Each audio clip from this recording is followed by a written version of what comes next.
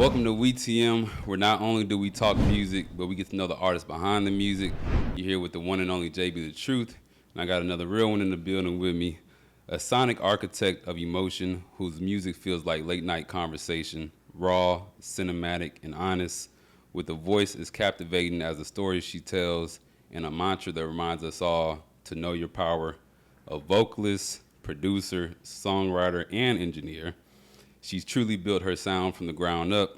Houston's very own Shelby Ruger. What's going on? What's Dang, up? That What's was up? a really good intro. Yeah, hey, we blessed to have you. We happy to have you in the building, you know what I'm saying? So it's a special occasion for us, so we got to make sure we prepare for you. Shit, I'm blessed to be here. I appreciate you for having me. Absolutely. So before we're going to get right into it, and before we're going to dive into your story, we love your music as well. We're going to start off with a segment of this or that. Okay. So I'm going to give you two options. You just got to let me know which one. Okay. Cool? Seem easy. All right. Studio session or live performance? Ooh, live performance. Okay. Production first, then the lyrics, or lyrics first and then production? Ooh. Lyrics first, then production. Okay, that surprised me. R&B collab or rap collab? R&B collab. Okay. Heartbreak anthem or feel-good love song? Feel good love song. Another surprising pick. All right. And then finally, Frank Ocean or Justin Bieber? Oh no. You got to pick. Nah, I can't choose. Frank Ocean. Frank Ocean? Yeah, because if I was like stuck on an island, I'm going to take his music with me. I ain't going to take Justin's. That's fair. Yeah. But Justin was upbringing. That's who you was locked into to kind of get that voice notes going, right? Yeah, I'm a believer forever. Yeah. Shout out to Justin Bieber and Frank Ocean. Y'all both do y'all thing. So take us back to those times when you were growing up. You know, you're going around the house singing. You know, you're starting to learn that what comes out of your voice sounds good. What do you remember about those times, and what about music really stood out to you? I think for me, like, there's so many different times where, like, I fell in love with music.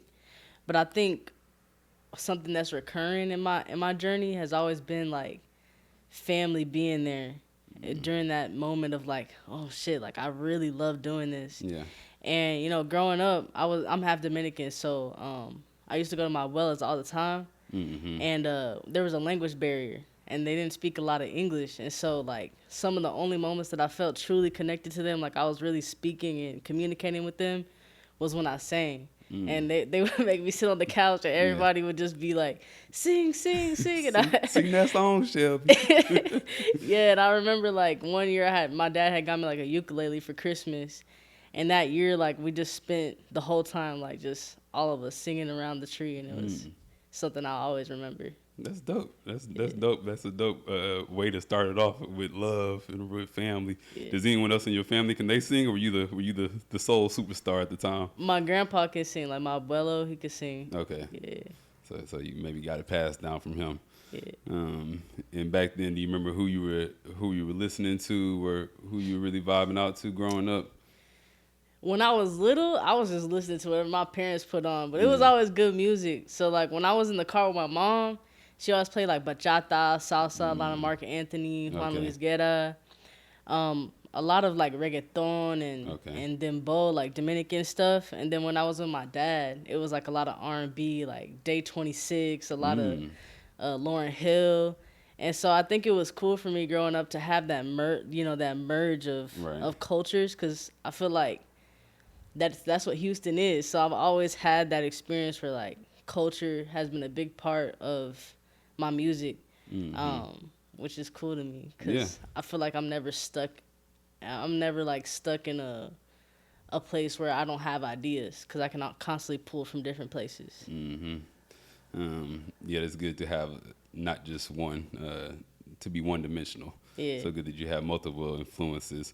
Let's fast forward a little bit, because I saw that you credit one of your teachers for making you fall in love with writing.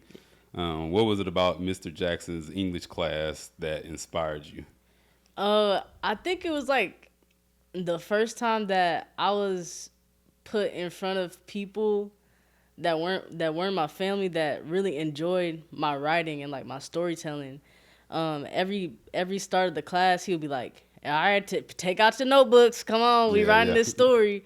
And I remembered like just having so much fun letting my imagination go like to every which way and just making up the craziest shit I could write on the story, the notebook that day. And it got to a point where like everybody was waiting for the 10 minutes to be up after we were done be writing, and they would be like, "Let Shelby read, like we want to hear her story." Oh, dang. And it was just exciting for me to see how much my words could like move people and like really have people, interested. Yeah, that's to get kids excited about writing at that age. That you must have been writing some shit for real. Like you must have been really saying something for people to be like, "Hey, I want to hear her read," because I just wanted to get out of class. I wasn't trying to stay there. I wouldn't have been trying to hear nothing you had going on.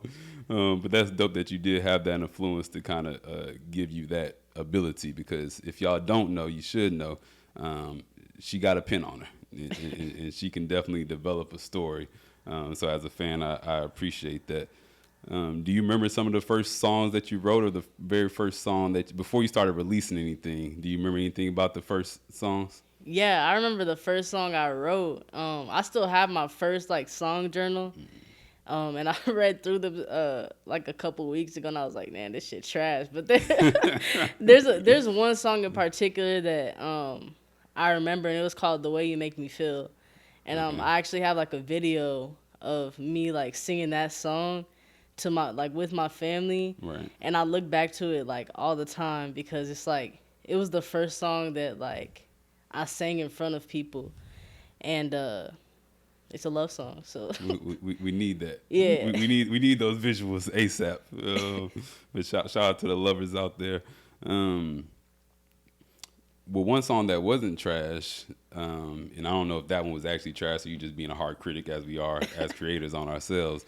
But at 14, you released "Deserve It." Yeah. Tell me, I listened to that song, and before when I heard it the first couple of times, I didn't know that you released it at 14. So then when I saw that, I said, 14? This is what she sounded like at 14? And the songwriting is well written as well. Like you really talking on there as a 14-year-old. So what was that like, seeing the reception you got from it? How did you feel about yourself at the time as an artist? Yeah. So "Deserve It" was one of the first songs that I posted on the internet. And I remember I would just go to YouTube, type in beats, and rip it off of YouTube to MP3 and just like throw it into GarageBand and just write something to it and record it. And that I had posted that song in particular on Twitter, and I remember I woke up the next day and I was like, "What the fuck? Like this shit got 1,000 retweets." Right. And I remember going to school and like there were people singing the song to me in the hallways, and I was like, "Whoa, like." I like this. Right. Like I like this, and it was a crazy experience. And so like I ended up just dropping it because my friends told me to, and they wanted to hear it, and that was like my first journey into this career. And I knew that I really wanted to do it because like I was doing all this research about what's copyright and how do I upload, where the distributors at, and I was really passionate about it. And so like I'm still passionate about it this day, and so I think it speaks to like how one moment can kind of influence the rest of your life. Right. Yeah. Yeah, I can't imagine being at my school and there being a song that I have that people sing. Like, I feel like my head would have been so big, like, oh, they like my music? Oh, yeah, nah, I'm him right now. I'm him. So I'm glad that you took it on the chin and didn't take it as a moment to get your head big, but like, oh, okay, I can do this. And you started seeing that confidence. Yeah. That's cool. So then you kept going, you write songs here and there, and then you ended up going to audio engineering school. Right. And that's when you learned how to record, mix, and master. What made you decide to take that route instead of just like sticking to writing songs and singing? You decided, hey, let me learn how to be an engineer. Oh, so that story is a little crazy. So when I graduated high school, my dad was like, hey, you should go to this MediaTech school. Like, you can learn some shit. And I was like, nah, I'm leaving. I can't stay here. Yeah. So I ended up leaving to Texas State, and I only stayed there for a semester because right when I went, COVID hit. I had to come back home. And so, everything happened for a reason. Like, that's probably God, the universe saying, you got to come back home. And so I ended up touring MediaTech again, and I was like, you know what? I'm gonna go here. Like, the studios was amazing. And I went, and there I was like, okay, I'm just going to be a songwriter. I'm going to learn how to audio engineer. I'm going to be behind the scenes. And I was doing that. I was songwriting. I was writing. And I remember one day, my friend Romy, he came into the studio, and he was listening. He was like, this is hard. Yeah. I'm going to send you a beat pack. And that was the first moment that I was like, oh, my God, like, a producer is like, I'm going to send you some beats. I'm good enough to do this shit. Yeah. And I was like, I'm going to just do this music. And so he was one of the first people that I released again after I dropped Deserve It. Okay. Which was a pretty cool moment. And to this day, we're friends. He produces pretty much all my music. And so we're here we are. Well, shout out to Romo for seeing it. It seems to be a constant theme with you as far as being surprised at reactions. Like, first it's your family pulling you, saying that you sing, and then it's your middle school, and you're surprised. Then you're surprised at the trade school. Do you have that confidence now, or do you still get surprised that, because now you have even more accolades, even more accomplishments, and we're going to talk about some of the things you've done in the past couple of years. Do you still feel surprised, like, okay, this is me, I'm an R&B artist, or I'm not going to box her in because she's a lot of boxes, but I'm an artist, I'm good at this, I'm good at singing. Is that something that you, like, know 100% now? I think for me, sometimes it's hard for me to sit in the stuff I've accomplished. And so, like, I have to constantly get reminded, like, hey, like, you did that shit. Yeah. Like, you should pat yourself on the back. Right. And I think it's a common thing with everybody now. Like, in this day and age, everybody's chasing something. And when you're not where you want to be, you're like, I got to do better. I got to do more. I can do more. And I think now I'm getting to the point where it's like, okay, I have a process. Like, once I do something, practice gratefulness, Yeah. and then move to the next goal. Okay. And I think that that being surprised that, like, the stuff that I'm good at came from a part of myself that didn't truly, like, love myself and, like, really take care of myself. And now I'm getting to the point where, like, I do those things. And yeah, I'm just grateful every day to, like, be able to touch people with my music. Yeah, it's a lot to be grateful for everybody, and for you as well, for the things that you're doing. Do you have people come to you these days that tell you, like, oh, this song right here, oh, when I heard it, you were speaking exactly to me? Like, do you have those stories of fans coming up or listeners? Yeah, when I dropped Blue Moons, I remember I just started getting, like, floods of DMs, like, from random people. And one that stuck out to me was this 15-year-old girl. Her name's Jamie, and she DM'd me, and she was like, Blue Moons, keep making music. Like, it makes me feel seen. Like, as a gay, like, teen, like, I don't feel seen by the people in the industry. Like, I'm really glad that you're making music. Like, keep going. Yeah. And it stuck out to me because I remember being younger and not having anybody to look up to, for real. And so, like, it's so humbling to be that for somebody else. Yeah, that's beautiful. Blue Moon music video out now. Make sure you go check that out. It's a fire song. That's when was Blue Moon's release? Blue Moon released. I think now, like, 2 years ago. 2 years ago. Yeah. Okay. I didn't know if it was too. Well, you've released a lot of songs in the past couple of years, so I want to commend you on that, because sometimes I go to artists and it's just not that much there for me to research and listen to. I had no problem with that with you, and it was just like, okay, next single. Okay, oh, now I found this EP. So that's really cool that you've done a lot in a short time. What makes you keep your foot on the gas like that?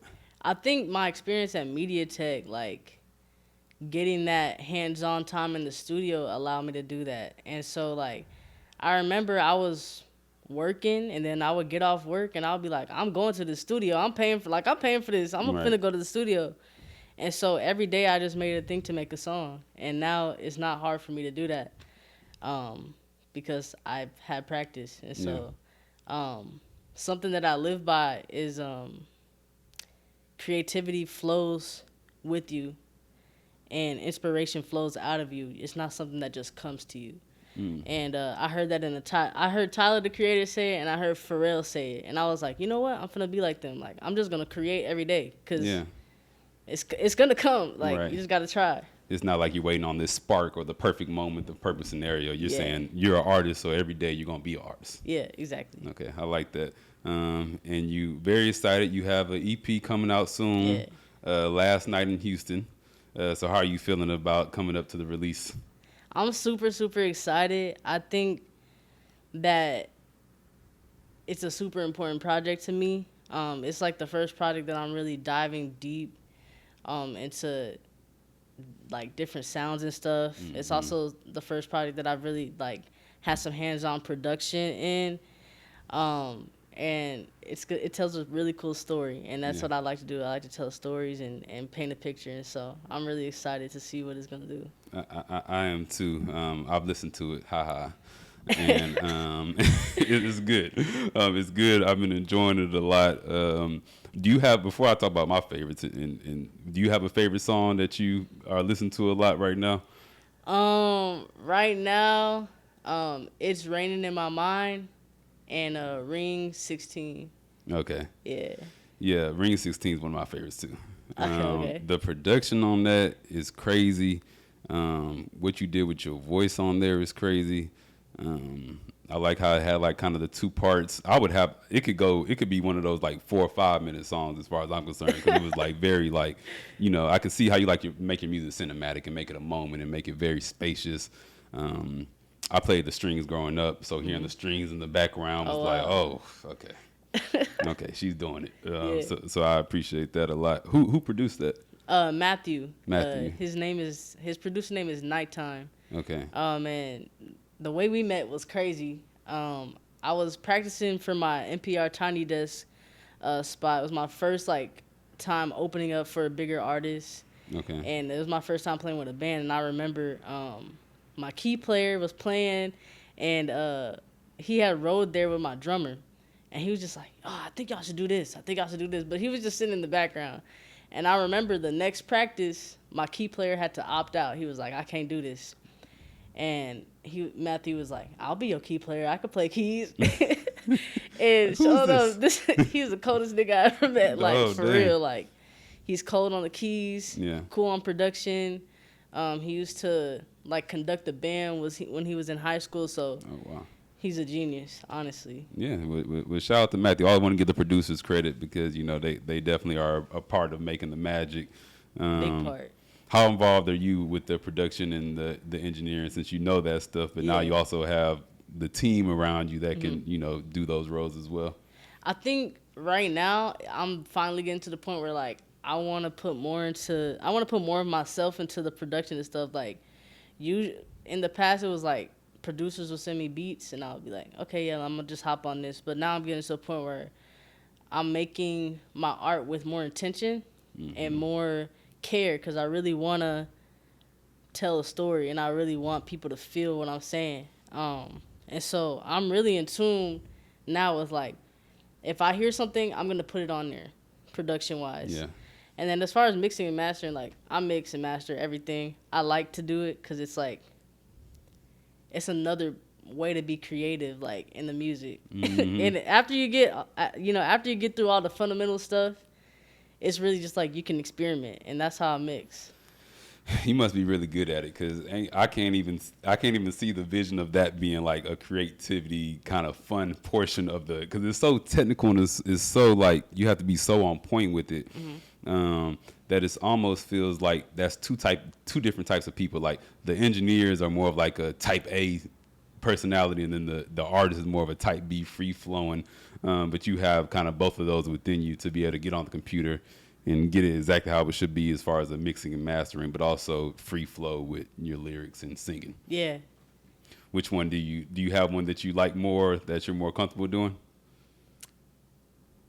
I'm definitely more comfortable being the artist. Yeah. Just because I feel like you said, there's rules when it comes to engineering, so you can't break the rules too much. But as an artist, it's like I'm gonna do this, and can't nobody tell me nothing Right. because it's my song. Yeah. Yeah. No, I like that. Is there a song on there that push you the most vocally or push you the most as an artist, that when you were making it, you were like, okay, you really had to kind of take it to the next level to create it? I think hard for me is Okay. probably like the most like I'm gonna do something out there, because it's very like genre blending. Like it has neo soul, but it also has like those Don Toliver like melodic parts, and so like I think that was the song that I most like tried to do something different. Yeah. For sure. And you hop in a bunch of different genres, like I was saying before. Do you have a certain sound, whether it's the R&B, late night R&B? You have a couple songs that are a little bit pop leaning. You get into your alternative kind of Steve Lacy bag. Do you have one that you gravitate towards more than the others?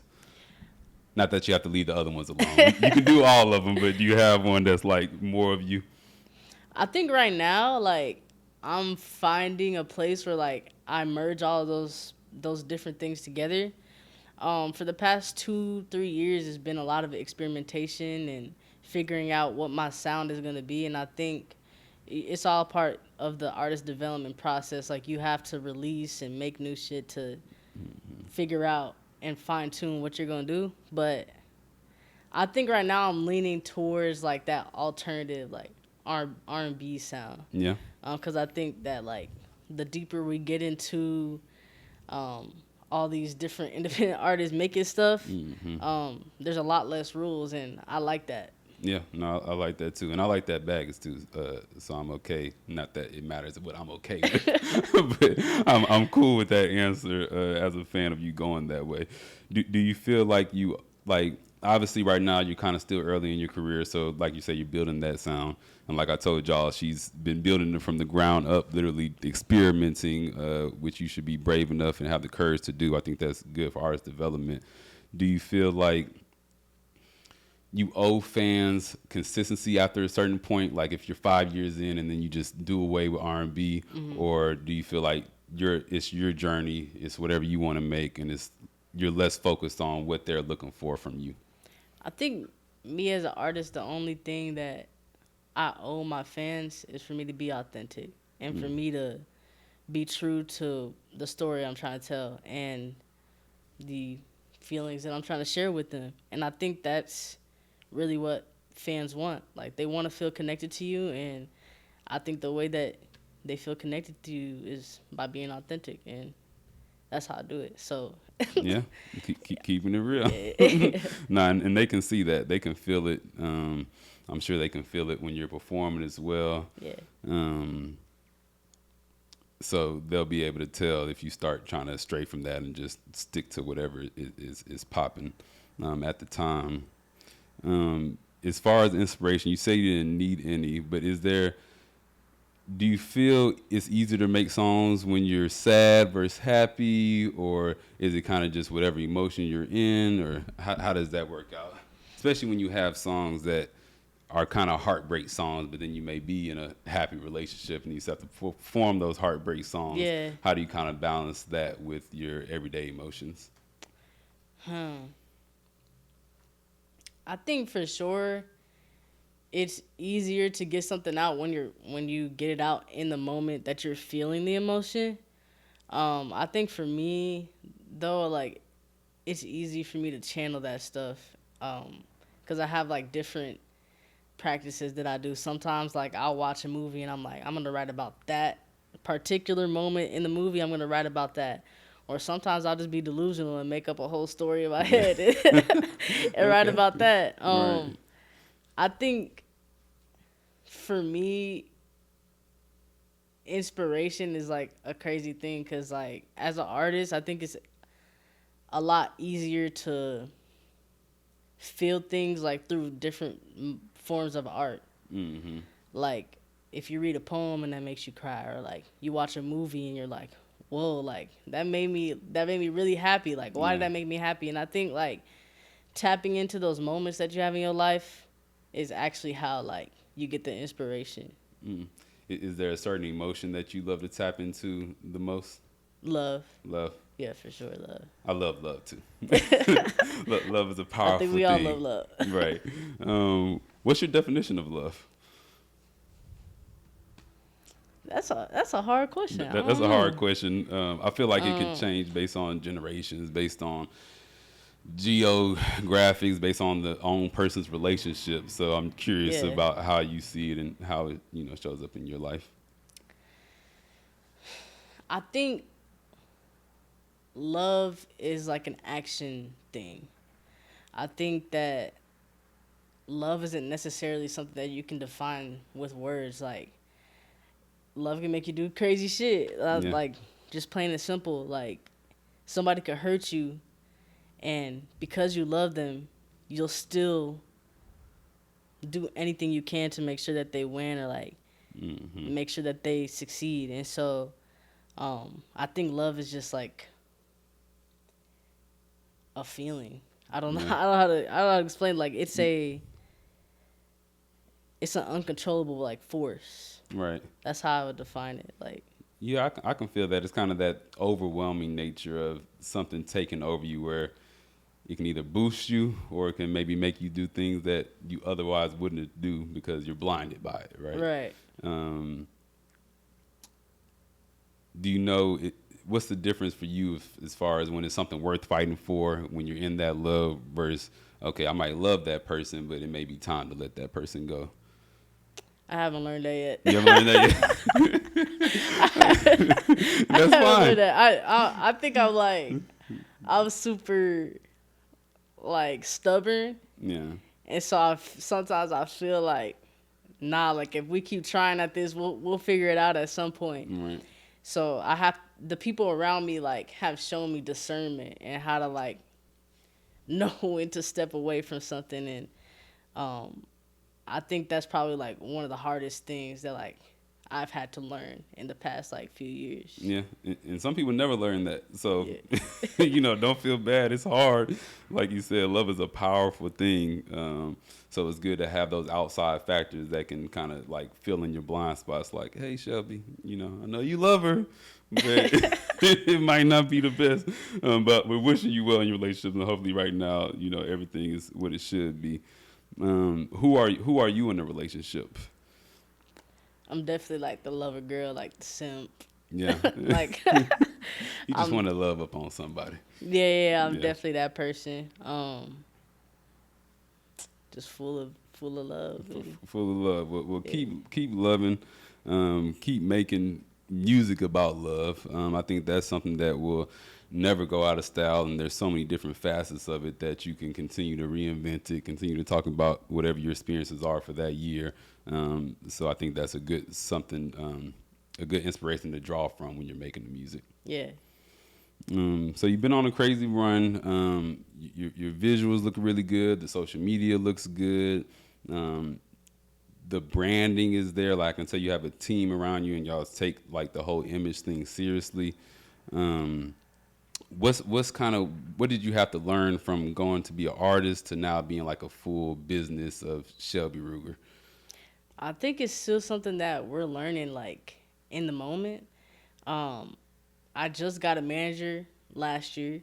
His name's Marco, CEO of Major Stage. Nice. And something that I learned from him is like learning how to step back and like just be the artist and like put the trust in other people's hand, like delegating stuff.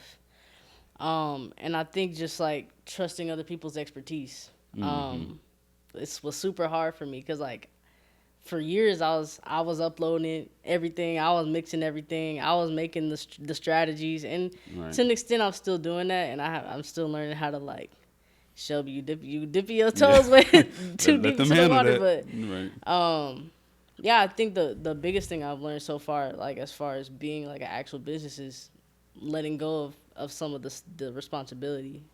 Nice. Do you have anyone on your team that they push you as far as the musical aspect or the actual like writing? Does anyone say like, go in and do that again? And how do you take that constructive feedback? Yeah, my girlfriend actually helps me a lot with that. She actually wrote Heartbreaker, which is like one of my biggest songs. Yeah. And she's really the person that's be like, nah, that ain't it. Right. Or Try you again. could do that better, like, Yeah. or try something different. And I think it's really cool to have somebody like that's that close to me, to be able to give me good feedback like that. Cause a lot of the times as artists we can be super like biased and super like don't tell me about my art, this is my shit. And yeah, it's sensitive. yeah, you gotta let people in sometimes. That's good that you learned that already. And shout out to the Heartbreaker. I love how you came on that song because usually you might build up and start off a little slow or quiet and then get to the yelling, but you came out the gate, Heartbreaker. I said, wait a minute. I said, all right, first word, you already. And then when you on stage and doing it, I haven't been lucky enough to hit a show yet, but I will be there soon. Hopefully you got something coming up this summer. Yeah, I would love to see that live and just how you command it from that very first note to let them know, like, hey, I'm a singer. I'm a singer. And you're going to know that right now. How'd that song come about? Y'all just kind of was in the booth or at the crib writing it up? Yeah, I think that song in particular, so like she wrote it, and I think we were both going through like our own forms of like heartbreak at the same time. Yeah. And so the way she felt in her lyrics was the way that I felt when I was singing it. And so it was just a deadly combination because we made Heartbreaker. And I recorded that song at 3 a.m. in the morning in her apartment. Yeah. With wooden floors, and mixed it that day and it was done. Ended up dropping it like 3 months later. Do you have a certain time where you like to be in the studio? Like, are you a late night owl, or you like to wake up early in the morning to make music? Whenever I got time. Whenever I got the time, that's when I like to do it. And usually that's super sporadic. So sometimes it'll be in the morning, sometimes it'll be at night. Yeah, just hit you. You got to hurry up and get it out your brain. Right. Yeah. Well, you've been doing some things lately. You performed at South by Southwest this year, right? How was that experience for you? It was great. It was great. It was my first time being at South by South, so I got to meet. I ran into people that I was like, "Whoa, like this is crazy! Like this man is in front of me." It was just a super super cool experience.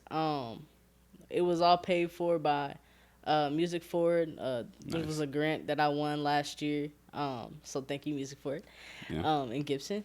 And it was on their dime, so we got to stay in an Airbnb for a couple of days. We cooked up. It was great, honestly. Was that your first time being treated that, like them rolling out the red carpet for you? And yeah, it was. For it? Yeah. No, that got to feel nice to see the fruits of your labor right before your eye. Was there anyone that you met while you were out there that, you said you run into people that you were like specifically starstruck by, or you were like, oh, it's really cool to see them up close in person?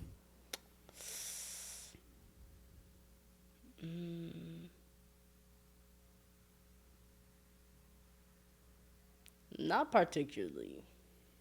There was this one, I can't remember his name, but he just won the rap game on Netflix.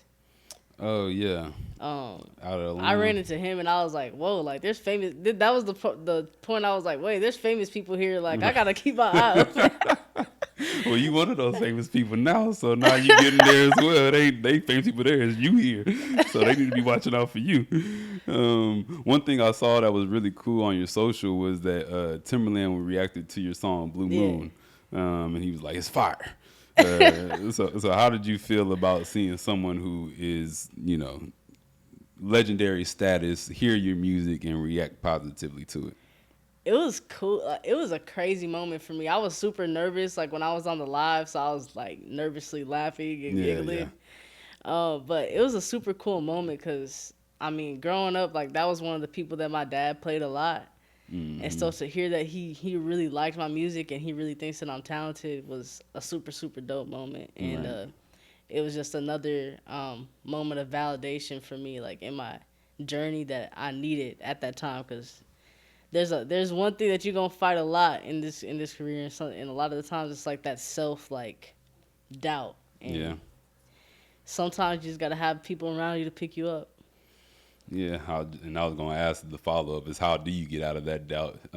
It's usually the people around you that are kind of helping you to pull you up and make you know your worth, know your power. I think for a lot of the times I'm feeding myself that delusion a lot of the time, and not delusion, but just like you can do this, you can do this, you can do this. But in them times that like I am doubtful, like I think I've just been grateful enough to have the universe send me signs like. Yeah. Nope, keep going. Like, Keep nope, going. keep going. Nah, I'm gonna throw you this too. Like, Right. keep going. And it's been a really cool experience. Yeah, is another one of those signs. I saw that you have engineers and producers who like sample your music and then will post it on Instagram. I thought that was real cool. To have people from, I'm assuming you don't know these people. They could be plugs, and you could be telling them, "Hey, put it on there for me, put it on there." But it seems like it's a genuine interest in the music and sampling it. They're actually spending time to like make a good song out of it or make a good new beat. How does it feel to see that? It's really cool because I remember last year, like I was like, oh, I want to just put something out like this and see if people sample it, and sure enough, people are doing it, and it's a really cool thing to have people like love your voice and your music so much that they want to create art out of it. Because I remember being younger and like listening to Channel Orange for the first time and like wanting to create because I heard the album and I dissected it and I learned what he was doing, and it's just so cool to have people like inspired to create because of my art. Right. Just like you were by, Frank Ocean and Bieber and all them. Yeah. So it continues and it continues. Let's talk a little bit about Know Your Power. First of all, I love that motto. I love that message. When was the last? Well, first of all, tell us a little bit about it if you would like to. What does that mean to you, and how has that kind of evolved over time? Yes, I remember my senior year of high school. I befriended somebody, and I was having a conversation with them one day, and they were like, "Shelby, know your power," and I was like, "You know what? Hell yeah. Like I am gonna know my power." So like I just carried it with me, and when I turned 18, like that was the first tattoo I got. It's like a cursive, like know your power. Yeah. And I say it to myself like every day, and I have inspired others through that motto. And I started this thing called KYP, where I just say it like in some of my songs, and people know what it is now, and they say it at my shows. If people come up to me and be like, "How can I be a part of KYP?" And I'm like, "You already are, it's bro." within you. You just have to pull it out. Yeah.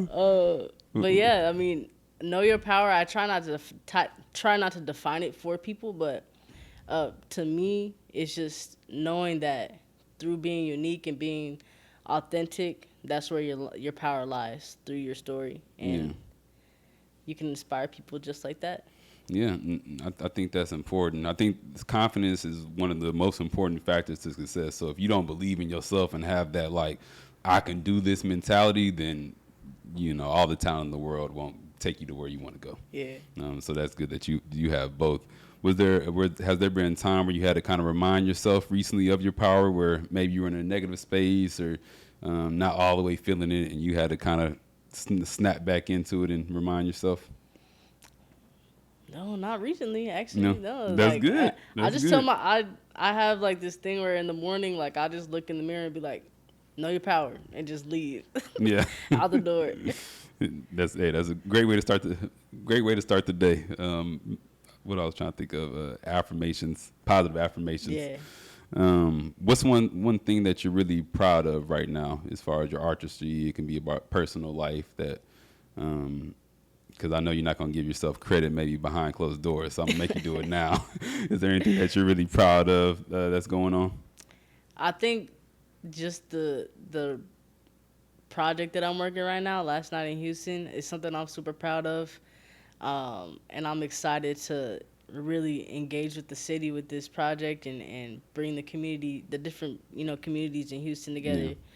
Yeah. So I'm super excited for that. And I'm proud of that. And I'm just proud of the fact that I get to inspire people every day and touch people. What should they expect from last night in Houston? First of all, I love that Houston's in the name, and I love the album. I've already heard it, but what's one thing that they should expect from it for the people who don't even know Shelby? I think just expect a new era.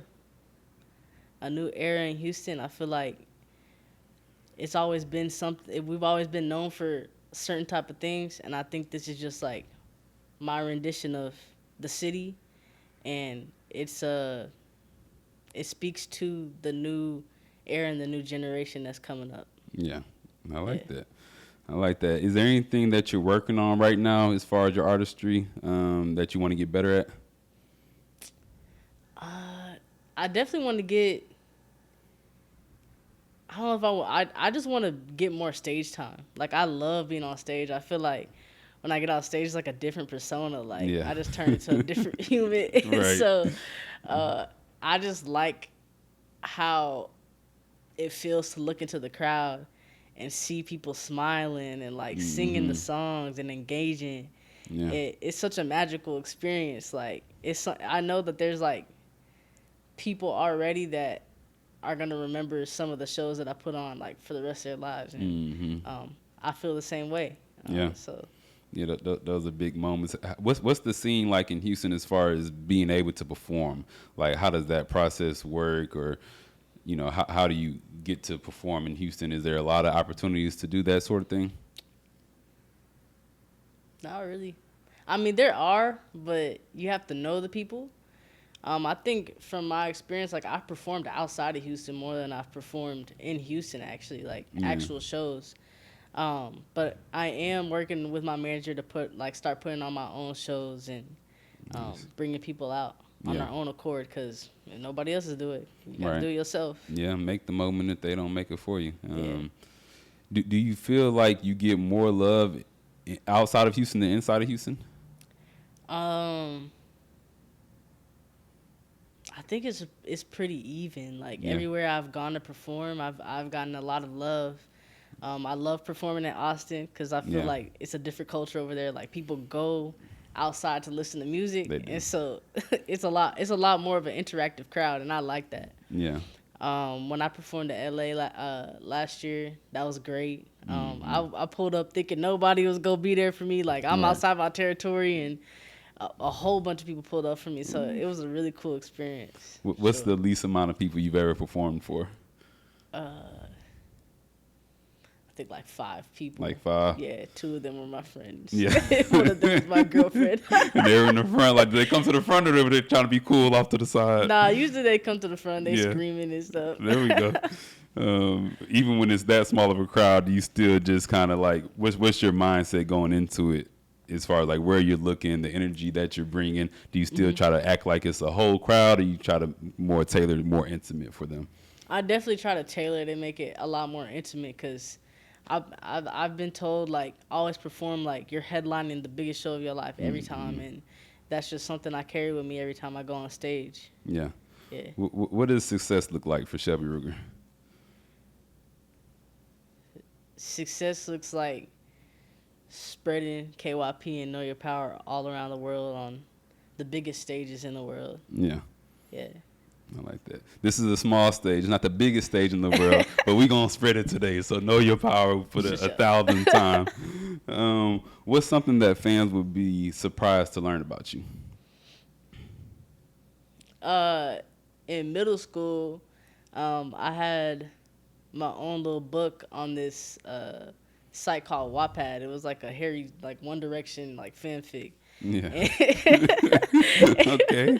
It was called The Bucket List, and there's like thousands of people reading that book, and then like I just took it down one day, and like people were sending me death threat, like, "Hey, what happened to the book?" Like, right. I'm ready to go read it tonight. What you mean? Is it still online? Is it back online? It's off? Nah, I took it down. Yeah. What we doing? If people liked it back then, they may still like it right now. That's true. Yeah.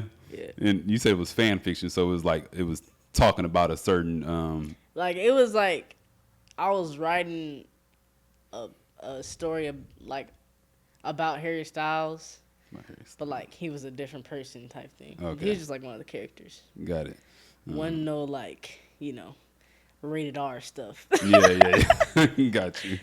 So you a storyteller through and through. You got it. Yeah. You got it honest. Do you still write outside of music? I do, yeah. Yeah. Could you see yourself ever releasing a book in the future? We don't got to go that far. Oh, for sure, okay, for sure. Something like dystopian, like Harry Potter meets like Hunger Games or something like that. Nice. Okay. Cool. That's my bag. I like those. You could be doing anything else. You could be a writer, a book writer, but you're choosing to be an artist. What do you love most about being an artist, and why did you make the decision to go down this path? I think the thing I love most about being an artist is that there's truly no rules to this. And I like that you can be as authentic as you want to now.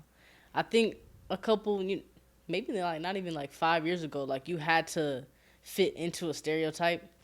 And now we see like people like Doechii and Chappell, Kendrick, rising up, like showing people you can be authentic, you can be unique, you can be yourself and speak to people. And I think that's what I'm most excited about, being in the industry now, like as an artist. Right. No, it is a good time to be an artist and be a creative, authentic artist.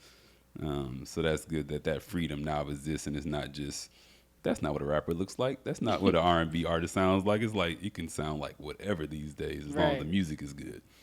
So that's cool. Is there anything that I haven't asked or that you wanted to talk about that we haven't talked about yet? Any shout outs? Oh, they don't care about me. They ain't here for me.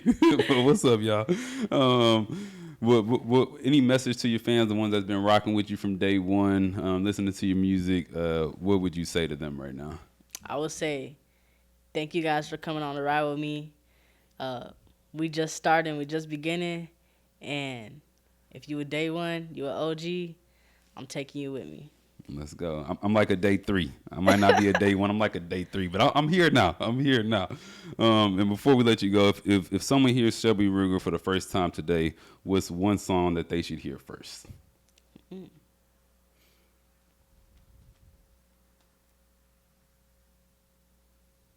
FAS. FAS? Yeah. Fine as shit. FAS by Shelby Ruger. It's JB the Truth. We Talking Music. Make sure you like, subscribe, share it with a friend. And we'll see you next time.